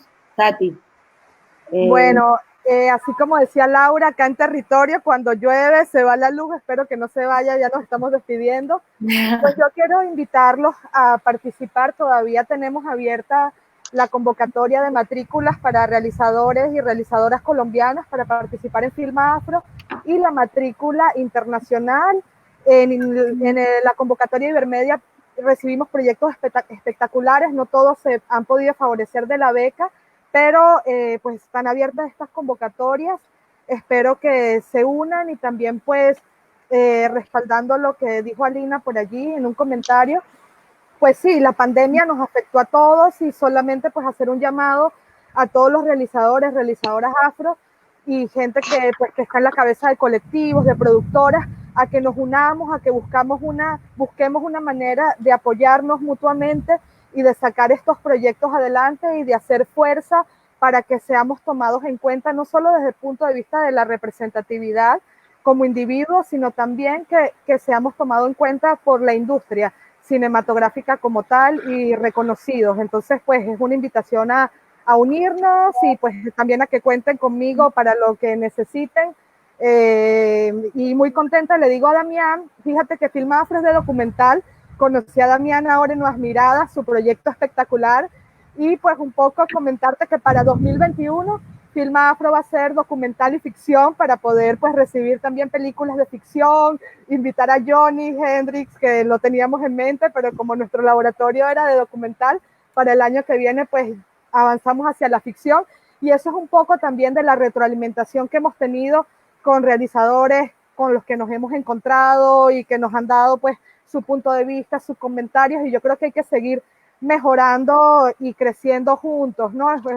Luchando juntos contra el sistema. Entonces, pues acá a la orden para lo que haga falta. Desde Palomino. Gracias, muchas gracias a todos. Agradezco en verdad profundamente este espacio. Gracias a los que nos leen, gracias a los que se conectan, a los que están pendientes de estos temas. Es importante sensibilizarnos, escucharnos, darnos cuenta de nuestros propios errores, de todo lo que hemos hecho mal, tal vez no por conocimiento de causa, sino justamente por el desconocimiento de la causa. Entonces, los invito a seguir a todas estas personas maravillosas, a consumir los contenidos locales, a apoyar todas las iniciativas de formación. La educación comienza en casa. Recuerden que no nacemos con prejuicios, no nacemos pensando de una manera o la otra, y creo que como generación y como cineastas y como gestores de cultura podemos construir desde adentro, desde el amor, desde la conciencia, desde la empatía. Aquí seguimos. Les agradezco mucho por esta noche. Les deseo una feliz semana. Seguimos acá resistiendo con ustedes, mi corazón con toda la comunidad negra y con toda la comunidad afro. Feliz domingo. Gracias a todos los que se unen y paz y amor para todos. Un abrazo muy grande. Gracias. Gracias. Un abrazo. Chao. Gracias. Gracias.